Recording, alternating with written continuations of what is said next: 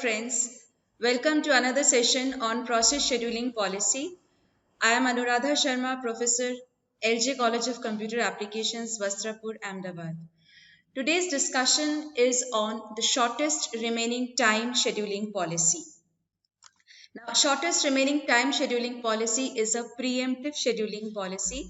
And as I have discussed in my previous videos, the difference between a non-preemptive scheduling policy and a preemptive scheduling policy, you can refer to those videos. But just a quick review, a preemptive scheduling policy is the one in which the CPU, once it is given to a particular job for execution, it can be taken away during the execution, in between the execution. So that is what is a preemptive scheduling policy, and that is what shortest remaining time policy is all about. Now, so we'll be discussing this shortest remaining time, which is also known as SRT. SRT is basically a preemptive version of shortest job next, which we have discussed in my earlier video. Now, shortest remaining time scheduling policy is a scheduling policy which is based on the concept that the job which has the shortest remaining execution time, that job will be picked up for execution on the CPU. So suppose if a particular job is there on the CPU and the execution is being carried out. Now at that point of time, if suppose another job enters the system and the job which has just entered the system has a execution time or a burst time smaller than the job which is currently being executed on the CPU, then at that point of time, the CPU will be preempted or taken away from the job which is there on the CPU, and it will be given to the job which has just entered the system, which has a execution time smaller than the job which was getting executed on the CPU. So that is basically the idea behind shortest remaining time scheduling policy. Now to understand this, we will take up an example over here. We have these 4 jobs with their burst time and their arrival times. Now we'll prepare a Gantt chart or a timeline to calculate the average turnaround and the average waiting time. So to prepare the timeline, over here at the 0th millisecond, now since we are considering that all the jobs are coming at a different time, so we have the arrival times over here, and at the 0th millisecond there's only one job which has entered the system, and that is P1. Now, irrespective of the execution time, since it is the only job which is there on the system, the CPU is given this particular job. So P1 is given the CPU at the time 0, and P1 starts the execution over here. We can see, as I have done in my previous videos also, the job which is currently being executed will be in red color. So P1 is on the CPU. It has started its execution at the 0th millisecond. Now P1 needs 12 milliseconds for its execution, but P1 can continue the execution uninterrupted till a new job enters the system. So P1 continues till 1st millisecond because at the 1st millisecond another job enters the system. So P2 is there in the system now. It has a burst time or a CPU time of 7 milliseconds. So now what happens over here is the execution of P1 is halted over here, is suspended, and the CPU time of the job which has just come into the system and the remaining time of the previous job which was already there on the CPU, these two are compared. Now actually what happens over here is, now see P1 over here has only continued till 1 millisecond. It needed 12 milliseconds, but it continued uninterrupted for 1 millisecond because at the 1st millisecond a new job came in. Now at this point of time, since P1 has finished 1 millisecond, its remaining time is 11 milliseconds. As you can see over here, its remaining time is 11 now. And a new job with the burst time or the CPU time of 7 has come. So the execution time of these two jobs are compared. And whichever is smallest, the CPU is given to that particular job. Now, in this case, P2 has a execution time smaller than the one which was already getting executed on the CPU. So what happens over here is the CPU is preempted, or it is taken away from P1 and it is given to P2. So over here, the CPU will be preempted. So the execution of P1 will be suspended and the CPU will now be given to another job, P2. So over here, P2 gets the CPU and is currently there getting executed. Now P2 can again continue uninterrupted till the next job comes onto the system. And the next job comes at the 3rd millisecond. That means P2 got the CPU at the 1st millisecond and it can continue uninterrupted till the 3rd millisecond.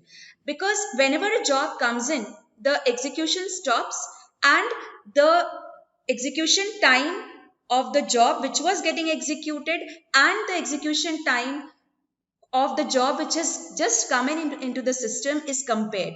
So at this point of time, at the 3rd millisecond, since a new job has come in, the current execution of P2 is suspended. And now we'll see over here, P2 continued for how much time? It continued for only 2 milliseconds. It required 7 milliseconds, but it could be there on the CPU just for only 2 milliseconds. So that means what? Out of 7, it has completed 2 milliseconds, so 5 milliseconds are remaining. So the remaining execution time of P2 is 5 and the execution time required by P3 is 4.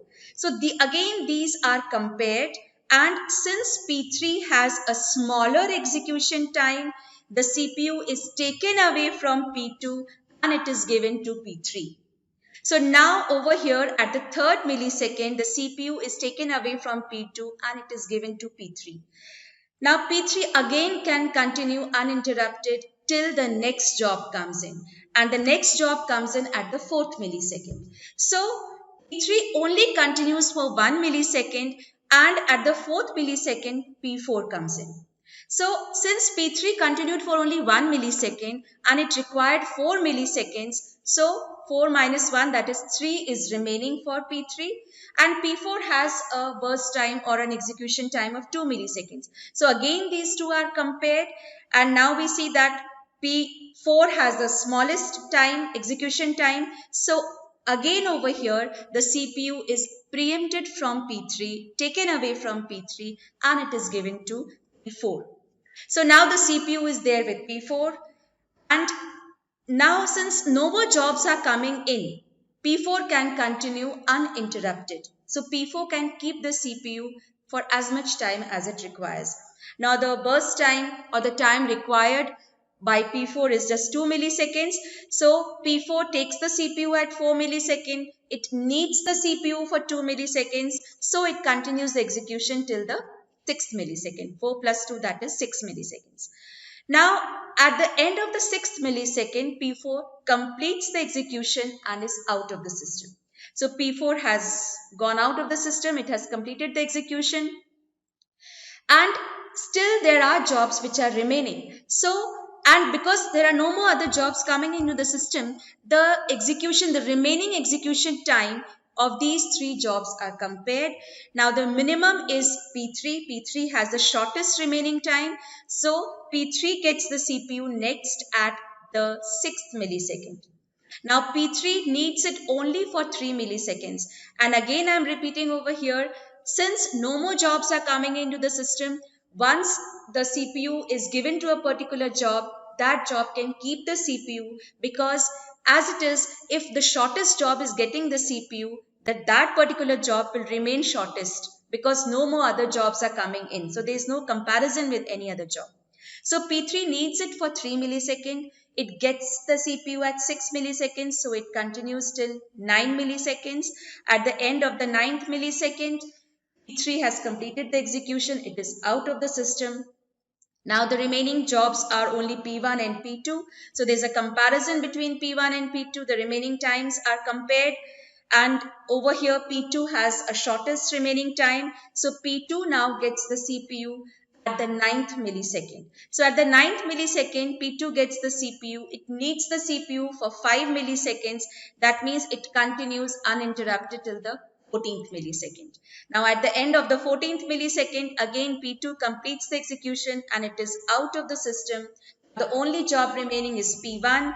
So P1 gets the CPU at the 14th millisecond. It requires it for 11 milliseconds more. So it keeps the CPU till the 25th millisecond. And at the 25th millisecond, all the jobs have finished the execution and we have the Gantt chart or the timeline over here like this. Now when we see the timeline, we can see that there are a few jobs which are taking up the CPU twice. P1 takes up the CPU twice, once over here and once over here. Similarly, P2 takes up the CPU twice. So while we are calculating the waiting time, we have to be considerate about how many times a particular job is put on the CPU.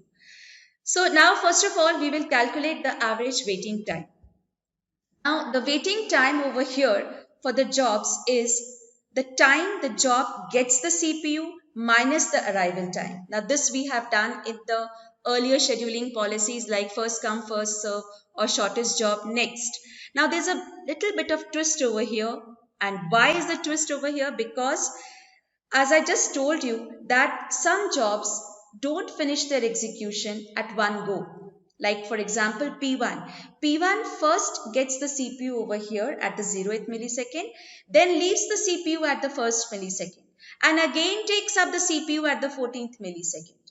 So because the CPU is being given to this particular process twice, so probably twice that particular job waits for the CPU.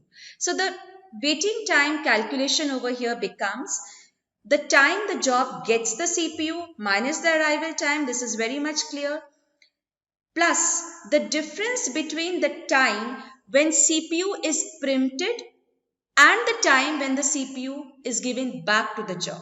Now it will be a bit more clear if you see the next slide over here. See, P1 gets the CPU at the 0th millisecond and the CPU is taken away, it is preempted from P1 at the 1st millisecond. Now over here, when the CPU is taken away from P1, P1 starts waiting for the CPU.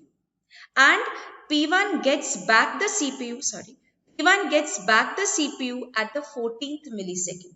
So from here, from the 1st millisecond till the 14th millisecond, the process P1 is waiting for the CPU. That is why the formula over here becomes the difference between the time when the CPU is preempted, that means this time, and the CPU is given back to the job, right? So it will be 14 minus 1 in this case over here. So the waiting time of P1 becomes, the first calculation is time when the job gets the CPU, that means the time 0 over here, minus the arrival time, that is 0. So it is 0 minus 0 plus the difference between the time the CPU is preempted and given back. Now the CPU is given back at the 14th millisecond and it is preempted at the 1st millisecond. So from 1st till 14, for 13 milliseconds, P1 was waiting for the CPU. So this is the calculation for the waiting time of P1. Next we have P2. Now over here, if we see the timeline, P2 gets the CPU for the first time. P2 gets the CPU at the 1st millisecond. And the CPU is preempted at the 3rd millisecond. So it is taken away at the 3rd millisecond. P2 could complete only 2 milliseconds of execution. Then the CPU is given back to P2 at the 9th millisecond. So from 3rd millisecond to the 9th millisecond, P2 was simply waiting for the CPU. So over here the calculation becomes, the waiting time for P2 is 1 minus 1 because it comes at the 1st millisecond and it gets the CPU at the 1st millisecond, so there is no waiting time. The second time the CPU is given to P2, that means it gets the CPU at the 9th millisecond and it was preempted at the 3rd millisecond. So from 3 to 9, this was the time when P2 was waiting for the CPU. So it comes to 6 milliseconds. For the process P3, now P3 over here, it first of all gets the CPU at the 3rd millisecond. Now the first time when it got the CPU at the 3rd millisecond, it had just entered the system. The arrival time was also 3. So 3 minus 3 becomes 0. Now the second time P3 gets the CPU is at the 6th millisecond. And it was taken away the first time, it was taken away at 4th millisecond. So 4th millisecond it was taken away, 6th millisecond it was given back. So the difference is 6 minus 4 over here, that is 2 milliseconds. Similarly, we have waiting time for P4. P4 first of all got the CPU at the 4th millisecond. It arrived at the 4th millisecond. So initially there was no waiting time. It came at the 4th millisecond. It got the CPU at the 4th millisecond. And from the timeline we can see that P4 finished the execution at one go. It did not, the CPU was not preempted at any point of time from P4. So there was simply no waiting time of P4. So P4 waiting time is 0. Now, after we have the waiting time of all the individual jobs, over here, we can find out the average waiting time, that is waiting time of all the jobs divided by the total number of jobs, which comes to 13 plus 6 plus 2 plus 0 divided by 4, which comes to 21 upon 4, which comes to 5.25 milliseconds. So that is the average waiting time for SRT, for shortest remaining time. Now we will see the average turnaround time calculations. How is the average turnaround time calculation done over here in case of SRT? Now the turnaround time of a job is basically the total amount of time the job is there on the system. That means the time when the job leaves the CPU minus the arrival time. Now this we have discussed in details in my earlier video, so you can refer it over there if you want a detailed description about this. So over here we'll find out the turnaround time of P1 first. Now if we go by the timeline, P1 leaves the CPU at the 25th millisecond and it came at the 0th millisecond. So the turnaround time of P1 is 25. 25 minus 0, that is 4. 25. Now next is turnaround time of P2. Now P2 from the timeline we see that it leaves the CPU at a time 14 and it arrived at a time 1. So the turnaround time of P2 becomes 14 minus 1, that is 13 milliseconds. Now we'll calculate the turnaround time of P3. Turnaround time of P3 is 9 minus 3 because P3 leaves the CPU at 9 milliseconds and it arrived at 3 milliseconds. So the turnaround time of P3 is 6 milliseconds. Then we have the turnaround time of P4. P4 from the timeline we see that it leaves the CPU at the 6th millisecond. It arrived at the 4th millisecond. So 6 minus 4 is 2 milliseconds. So the turnaround time of P4 is 2 milliseconds. Now after we have found out the turnaround time of each job, we can calculate the average turnaround time, that is turnaround time of all the jobs divided by the total number of jobs, which comes to 25 plus 13 plus 6 plus 2 divided by 4, which comes to 46 divided by 4, which is 11.5 milliseconds. So the average turnaround time for SRT is 11.5 milliseconds. If we compare the average turnaround time for the different scheduling policies that we have discussed till now, that is the first come first serve, the shortest job next, and the SRT scheduling policies, we can see a clear difference. For the first come first serve, the average waiting time is 10.75. For the shortest job first, it is 9 milliseconds. And for the shortest remaining time scheduling policy, the average waiting time is 5.25 milliseconds. So a clear comparison we see that in case of shortest remaining time, the average waiting time has reduced. And for a good scheduling policy, the average waiting time should be minimum. Same is the case with the average turnaround time.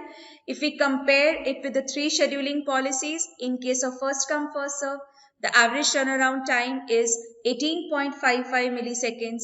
For shortest job first, it is 15.25 milliseconds. And for the shortest remaining time, it is 11.5 milliseconds. So again, the shortest remaining time scheduling policy sees a considerable reduction in the average turnaround time, and this should also be less for a good scheduling policy. So this is the comparison between the various scheduling policies, and we find that the shortest remaining time is best in case of both the average turnaround and the average waiting time. Now, the advantages of shortest remaining time is that the jobs which have a small burst time or the small CPU time, they get executed first. They don't have to wait for a long time. And of course, as we've just seen, there's a lot of improvement in the average waiting time and the average turnaround time in case of shortest remaining time. Now, there are a few disadvantages. First is that because the CPU is being preempted from one job and being given to the other job, there's a lot of context switch time which is being involved. At that point of time, the current execution has to be suspended and the new job has to be taken over. So, lot of context switch time is involved over here. Then the next disadvantage is a probable case of a starvation, wherein if the jobs of smaller CPU time or smaller burst time keep on coming into the system, the jobs which are having a large CPU time can have to go into a situation of starvation. So these are the advantages and disadvantages, and that is all about the shortest remaining time. Thank you very much, and wait for my next video on round robin scheduling algorithm. Thank you.